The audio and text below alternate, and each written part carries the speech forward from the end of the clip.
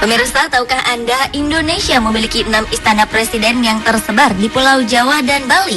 Antara lain Istana Merdeka di Jakarta, Istana Bogor, Istana Cipanas, dan Istana Tampak Siring di Bali. Istana kepresidenan itu digunakan sebagai tempat resmi kediaman presiden, juga sebagai tempat presiden menggerakkan roda pemerintahan, atau menjadi tempat beristirahat tamu-tamu negara. Namun ternyata ada juga yang menyimpan cerita-cerita unik maupun kisah-kisah mistis. Lalu, seperti apa keanehan-keanehan yang terdapat di Istana Kepresidenan Republik Indonesia?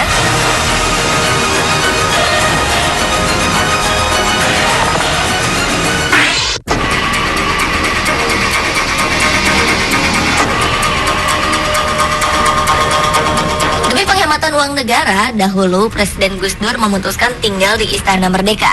Meski demikian, bukan berarti keluarga Gus Dur betah. Mereka mengaku banyak diganggu makhluk halus di istana peninggalan zaman kolonial itu.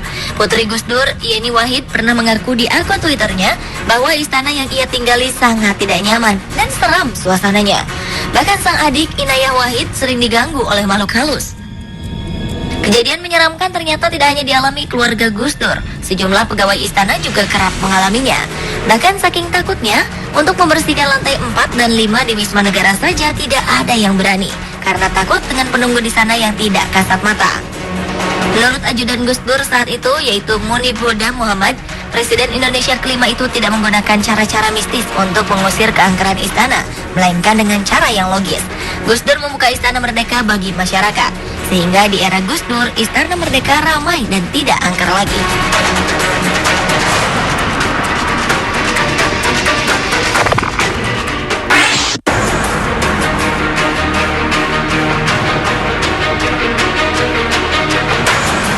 Istana Merdeka merupakan tempat resmi kediaman dan kantor Presiden Indonesia yang terletak satu kompleks dengan Istana Negara dan Binagraha, yaitu terletak di Jalan Merdeka Selatan, Jakarta. Istana dengan luas sekitar 2.400 meter persegi ini dibangun pada masa pemerintahan Gubernur Jenderal J.W. Van Lansberg pada 1873. Tercatat setelah Presiden pertama Indonesia, Soekarno, barulah Presiden keempat Abdurrahman Wahid alias Gus Dur yang memilih tinggal di istana. Kini Istana Merdeka ditinggali oleh Presiden ke-7 Indonesia, Joko Widodo, atau yang akrab disapa Jokowi. Yang menarik, ternyata Jokowi dan Ibu Negara Iriana Widodo bukan hanya tinggal, tetapi tidur di bekas ranjang Presiden Soekarno. Diketahui selama ini tak ada presiden yang berani tidur di ranjang kamar sang proklamator itu.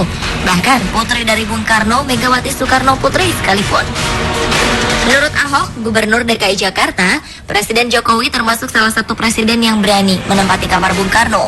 Meski banyak informasi tentang bangunan tersebut yang penuh dengan cerita mistis, Jokowi mengaku tidak merasa terganggu oleh cerita-cerita itu. Ia malah merasa nyaman, sebab ia juga pernah tinggal di gedung tua saat ia menjabat sebagai wali kota Solo.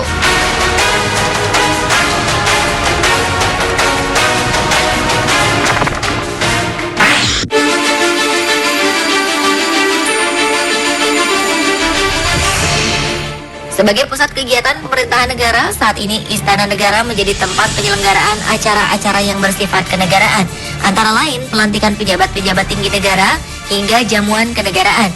Namun ternyata ada sebuah kisah di balik salah satu acara pelantikan resmi di Istana Negara tersebut, tepatnya saat pengangkatan Albert Hasibuan sebagai anggota Dewan Pertimbangan Presiden untuk bidang hak asasi manusia pada awal tahun 2012 lalu oleh Presiden Indonesia ke-6 Susilo Bambang Yudhoyono. Usai pelantikan, meja marmer yang dipakai sebagai tempat penandatanganan tiba-tiba pecah dan hancur berkeping-keping seperti habis dipukul dengan benda keras. Peristiwa itu terjadi ketika pasukan pengamanan presiden atau Pas Pampres hendak memindahkan meja marmer setebal 2 cm tersebut. Walau sempat terkejut, acara pelantikan tak terganggu sama sekali. Diketahui alas marmer tersebut terlepas dari meja besi kerangkanya. Namun ternyata ada juga yang mengaitkannya dengan hal-hal metafisika, yang konon pecahnya meja tersebut merupakan teguran dari si penunggu meja marmer bagi sang presiden kala itu.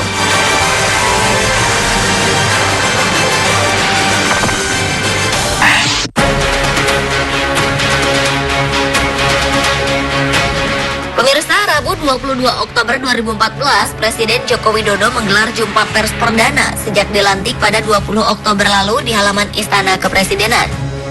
Ada yang menarik dalam jumpa pers tersebut. Lokasi yang dipilih sebagai tempat jumpa pers juga tak biasa. yakni di bawah pohon Ki Hujan, nama sebuah pohon jenis trembesi besar yang ditanam di belakang Istana Merdeka.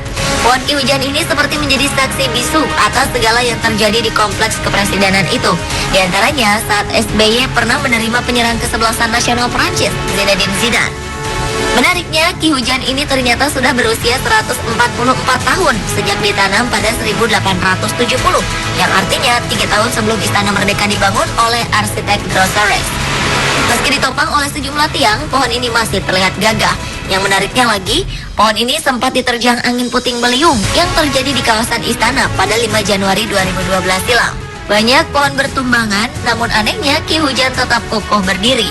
Hanya dedaunannya saja yang rontok dan ranting-ranting kecil yang berjatuhan.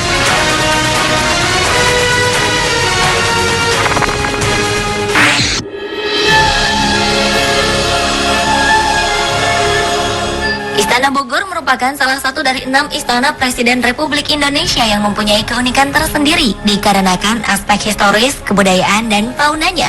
Namun di balik keunikan itu ternyata ada kisah misteri yang beredar di kalangan masyarakat tentang salah satu patung yang ada di istana yang dibangun pada tahun 1744 itu. Konon beredar kisah tentang seorang peserta pendataran yang berkunjung ke Istana Bogor dan melakukan hal usil ke salah satu patung perunggu berwujud wanita tanpa busana. Dengan sengaja ia meletakkan bulu-bulu wol, rontokan dari karpet di bagian terlarang tersebut. Esok hari ia terkejut karena bulu-bulu serupa ada di kantung celananya. Dan ketika makan, ia pun tersedak tanpa sebab, namun yang keluar dari tenggorokannya adalah bulu-bulu karpet tersebut. Kabarnya almarhumah mantan ibu negara, Hartini Soekarno pun sempat mengiyahkan bahwa di Istana Bogor terdapat makhluk astral penunggunya. Konon ia pernah melihat seorang tamu yang tak kasat mata saat memasuki ruangan presiden di istana tersebut.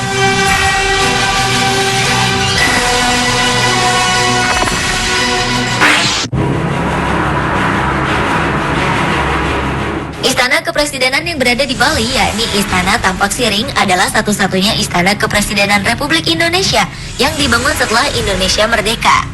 Karena kelima istana lainnya, yakni Istana Negara, Istana Merdeka, Istana Bogor, Istana Cipanas, serta Istana Gedung Agung Yogyakarta dibangun semasa zaman kolonialisme Belanda. Istana Tampak Siring biasanya digunakan oleh presiden untuk beristirahat, melakukan rapat kerja, serta melakukan perundingan luar negeri. Istana Tampak Siring diprakarsai oleh Soekarno dan mulai dibangun pada tahun 1957 hingga tahun 1963. Di istana tersebut terdapat sebuah kamar yang dulu sempat dihuni Soekarno. Konon menurut warga setempat, kamar tersebut hingga kini tidak dihuni dan sengaja dikosongkan karena ada kekuatan mistis yang meliputi ruangan tersebut.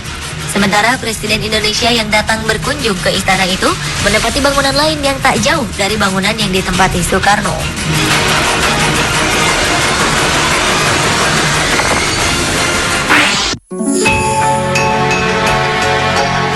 Istana Gedung Agung merupakan salah satu dari 6 istana kepresidenan Republik Indonesia. Istana ini terletak di pusat kota Yogyakarta, tepatnya di ujung Jalan Malioboro. Gedung yang dibangun oleh seorang arsitek A. Payen ini pernah menjadi saksi sejarah ketika Bung Karno berkantor di sana saat Yogyakarta menjadi ibu kota baru Republik Indonesia.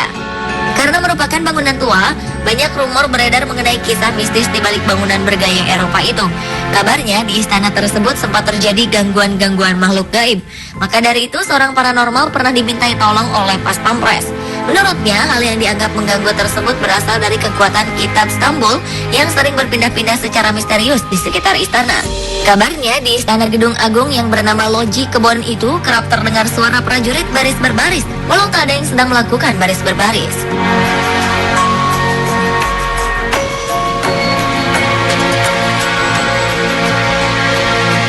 Pemirsa, itulah 7 peristiwa aneh yang pernah terjadi di Istana Kepresidenan Indonesia versi On The Spot.